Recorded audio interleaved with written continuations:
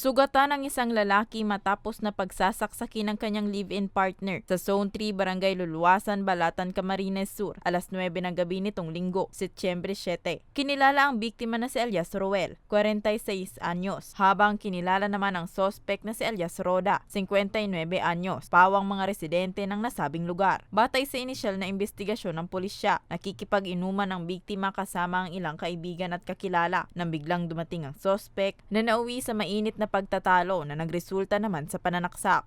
Sa pagkakaalam ko, ma'am, hindi po yun ang unang pagkakataon na nag-away. Pero hindi ko po alam yung ibang rason. So may nakapagsabi po sa akin, base po sa pag-iimbestiga, na palagi daw po yan, medyo may nagkakaintindi, may pagkakaintindi yung mag-live-in partner. 2 tama ng saksak sa dibdib at likod ang tinamo ng biktima na agad naman na isinugod sa Bicol Medical Center sa Naga City. Selos naman ang itinuturong dahilan sa pananaksak ng sospek. Nakita niya na may katabing babae, yung asawa niyang lalaki, kaya siguro nagselos at nagkaroon po sila ng hindi pagkakanawaan. So pagkatapos po noon, sinaksak po ng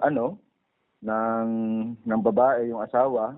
Pansamantalang nakalaya ang sospek matapos ang reglamentary period. Sa ngayon, inaantay ng pulisya ang pinal na desisyon ng biktima kung magsasampa ng kasong frustrated homicide laban sa sospek. Para sa mga balitang Tatak Bicol, Rose Bilista.